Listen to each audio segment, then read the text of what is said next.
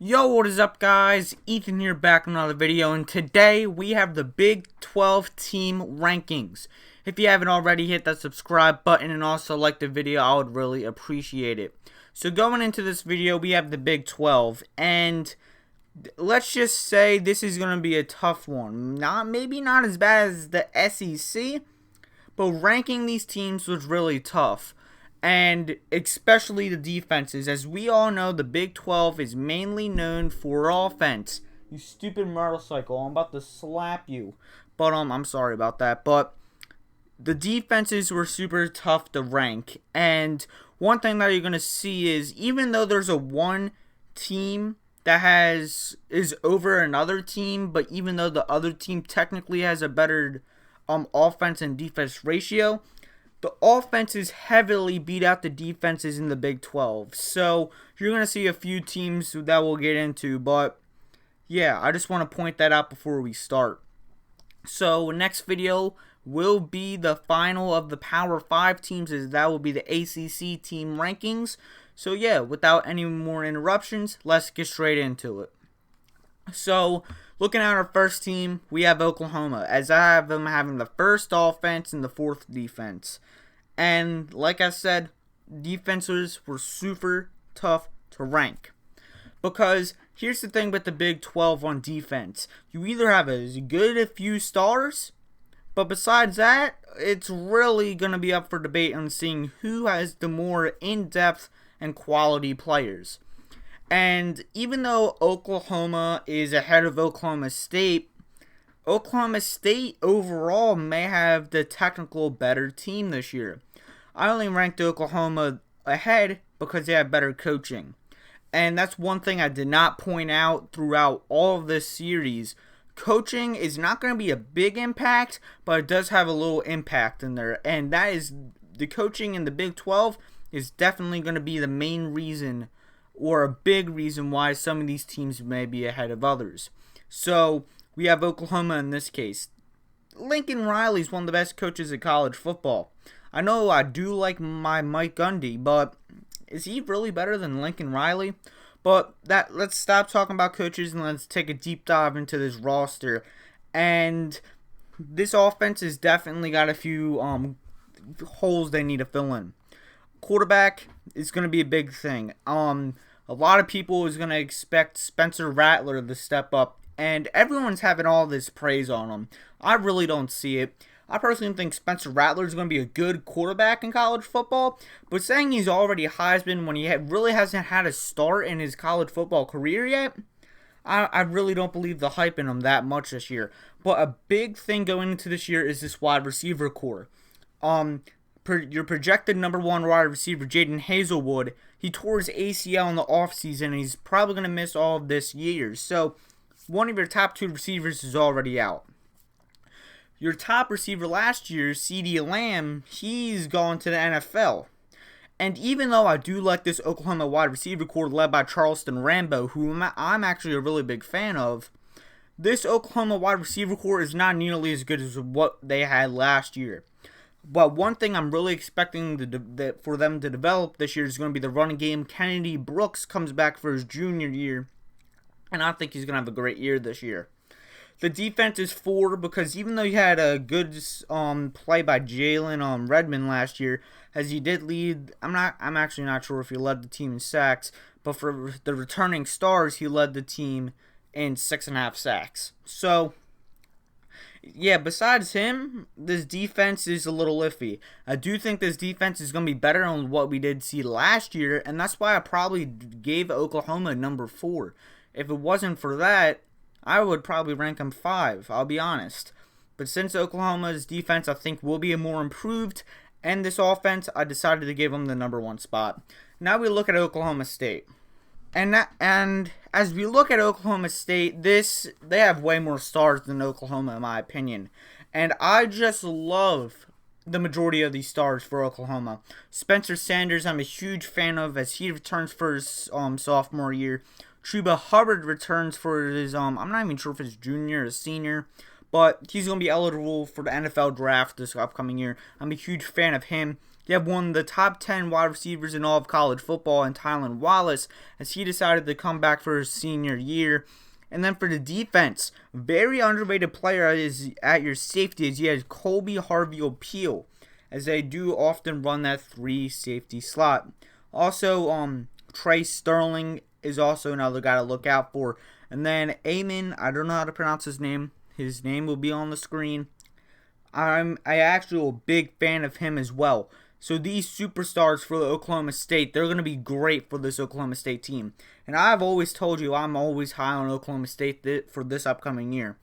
But besides those top tier stars, what else do you have? I do think their offense is definitely up for competition. I was almost going to give Oklahoma State the best offense, but I decided to give Oklahoma number 1. But this offense could definitely be number 1. Their offensive line, it's not the best, but it's definitely underrated. And their defense is definitely up there. But it's one of these cases, it's a flip-flop, but I decided to go with Oklahoma State number 2. So we have our third team, and that's going to be Texas Longhorns, as they have the third best offense and the second best defense. And for Texas, I will be honest, I really don't watch them that much. But I know that this is definitely going to be a hard one to rank for the defensive side. But let's go into the offense. Your offense, I actually like this offense. You have Sam Ehlinger returning for his senior year this year, and he's probably going to have a great senior year. I think he's going to go out on a bang. But that running back position, you have Bijan Robinson as you're probably going to be your projected starter. A 5-star running back in this last year's class, and I think he's going to fill up this spot immediately and perform well. Wide receiver core, you lost your top 2 wide receivers in Colin Johnson and Devin Duvernay, but I do think Brennan Eagles is definitely going to be a great wide receiver this year. I think he's going to step up. But your top NFL prospect is going to be Caden Stearns, and he's probably going to be the leader of this defense. And I am actually going to be a big fan of Caden Stearns, and definitely a guy I need to keep out on my watch. That's one thing about the Big 12 you're going to see frequently. Even though the defenses is not going to be as good, these top-tier teams have great safeties. You have Colby Harvey-O'Peel for Oklahoma State. We have Caden Stearns for Texas, and then we're going to get to a few other guys later. But this Texas team, great team. Defense is probably going to be better than offense, but it's very even for this Texas team. I think they're going to do better than last year. So we're going to go on to our fourth team. In that case, it's going to be the TCU Horned Frogs. I'm actually a really big fan of TCU. I was always a big fan of TCU going to this year, and after a few shocking things that happened in offseason, I think a lot of people are recognizing how great this TCU team is going to be this year. You have Matt Duggan returning for his sophomore year at quarterback, as he's probably going to be the main thing to improve this team right here. You're probably going to have Zach Evans, one of the top running backs in this last year's class. He's probably going to fill in at the starting spot, but if it's not him, it's going to be Darlin Barlow, another freshman that's going to fill up that spot. I think TCU is going to have a good running back this year as well. Your wide receiver core is going to be a little iffy, though. I think Quentin Johnson is going to step up as one of the top, and he's definitely going to emerge this year as a freshman. But you did lose your top wide receiver in Jalen Reagor, as he got drafted to the Eagles. So, wide receiver is going to be a questionable spot. Even though they have the number 5 offense, they have the best defense in the Big 12, and I'm not going to stop on that. They easily probably have the best safety duo easily in the Big 12, maybe of all of college football. Trevon Moehrig, I probably said that wrong. One of the top 3 safeties in all of college football, in my personal opinion.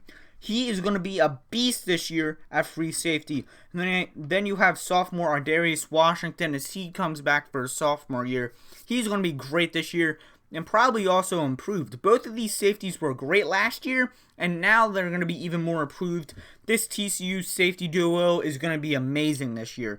And then also we have transfer linebacker Marcel Brooks, as he was a former 5-star linebacker at LSU. He was a projected outside linebacker. Now you fill him right in here with this TCU defense. And then also Garrett Wallow, he returns for his senior year at linebacker. This linebacker and safety core is just amazing, and I'm a huge fan of TCU. And also, you have Gary Patterson, one of the best coaches of college football. This TCU team can, even now with the addition of Marcel Brooks, this team can easily win 9 games this year after having a disappointing 5-7 year last year. So that is it for TCU, as we're going to go on to our next team, and that is Iowa State. And they have the 4th offense and the 6th defense. And personally, I think after TCU, talent level at least drops off a little bit. And Iowa State, I'm a huge fan of their offense, but on how great these offenses are in the Big 12, they end up only falling to 4. So you have probably a lot of people think the best quarterback in the Big 12 in Brock Purdy. I think he's a little overrated, but I do understand why people think he's so good. I actually really like him, even though I think he's overrated. You also have a top 3 tight end in all of college football, and Charlie Kolar. Top 3, it's going to be questionable with Kyle Pitts of Florida, Pat Freiermuth from Penn State, maybe even Brevin Jordan from Miami. He's definitely up there for the top 4 tight ends in all college football. Then you also have sophomore running back Breece Hall returning for his sophomore year, as he almost had 900 yards and 9 touchdowns last year. And as a freshman, he's just going to keep on improving. He can probably be a breakout player for this Big 12 conference this year. But that defense definitely took a few hits this year, and it's probably on the lower half of the defenses. And Iowa State, I think they're going to win around 7 to 8 wins this year. But yeah, if this team doesn't perform well, it's probably going to be because of the defense. The defense weighs down how great this offense is. So, and also, I don't know why I did that. But I'm also a big fan of Matt Campbell, the head coach. So I hope Iowa State figures it out. But this year in specific, I don't think they're going to be a top 3, not top 3, maybe top 4 team. Next, we're going to go on to the Baylor Bears, which by far was the biggest shocker of college football last year.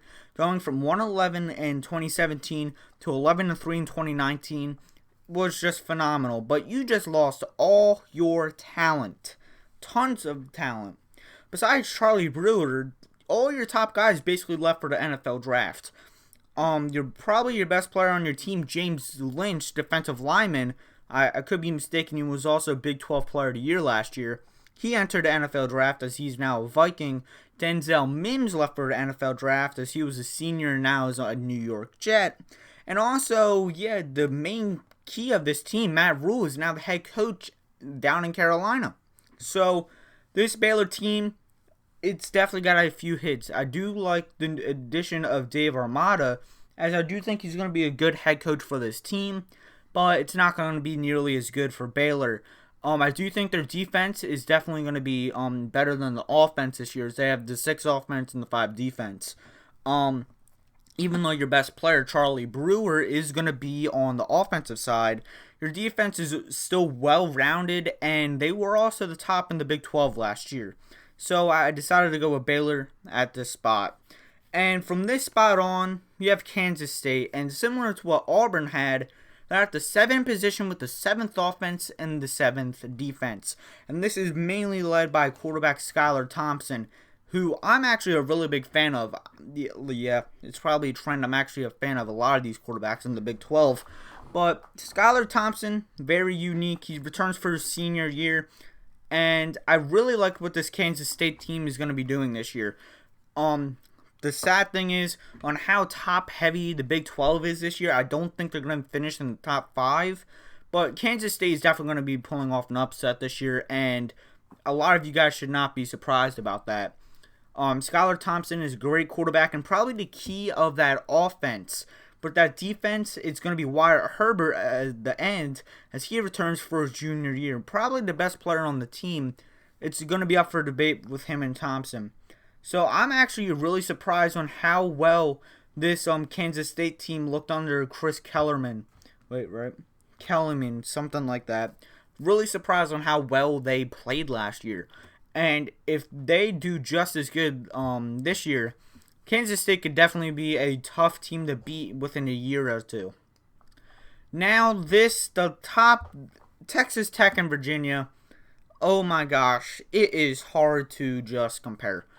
I was having a debate between who do I think is better. I decided to go with West Virginia at 8 and Texas Tech at 9. West Virginia is the 9th offense and the 8th defense. And this defense, looking at it now, it could easily be higher. This West Virginia defense can probably even be 7 over Kansas State, maybe even 6. But it's only because of 2 key players, the Stills brothers. And this core is just most underrated in all college football. I'm going to say it here. I didn't know these guys until I was doing research on this team. And I'm going to definitely be watching a few West Virginia games because these guys together is just going to be great. I was watching an interview. Matt Rule said it was probably going to be the toughest defensive players they played in all of college football last season. First, we have Darius Stills, the nose tackle, as he returns for his senior year. And then you have Dante Stills, defensive end, returning for his junior year. And both of these guys together had around 6 to 7 sacks. Like, this core is just only going to get better. And it's probably going to be super underrated. And I'm actually going to be a big fan to see what Neil Brown does with this defense this upcoming year. Now at number 9, we have Texas Tech, and it's just going to be an iffy situation. I really didn't like to hire Matt Wells as the head coach, as I do think Wells is an okay coach. I really don't think it's a good fit down in Lubbock for Texas Tech. And this team is definitely offensive heavy. Your defense is just a little icky. I really don't know that much about your defense. You lost your key defensive player in Jordan Brooks as he entered the NFL draft last year. This offense is led by sophomore quarterback Alan Bowman.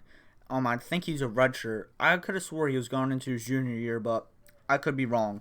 But it's going to be him and Siderock Thompson, both sophomores. And those two definitely going to be up for contention. And that's probably going to be the face of that Texas Tech team this upcoming year. Like I said, I really don't know that much about Texas Tech, but personally, I definitely got to watch more, and I'm really not high on this Texas Tech team. And with no surprise at the bottom, we have Kansas. Yeah, the team that's led by Les Miles, hasn't gone over 4 wins in over 5 seasons. That's kind of sad. You have one of the best running backs in all of the Big 12 in Puka Williams Jr. as he returns for his junior season. But besides that, maybe Andrew Parchment as he returns for his senior year. Besides those 2 individuals, I think a lot of people cannot even name a player on that team. Unless they think of Les Miles and they get mistaken because he's the coach. This Kansas team overall sucks at football. I do like to hire Les Miles. I do think he's going to be improved off of last year.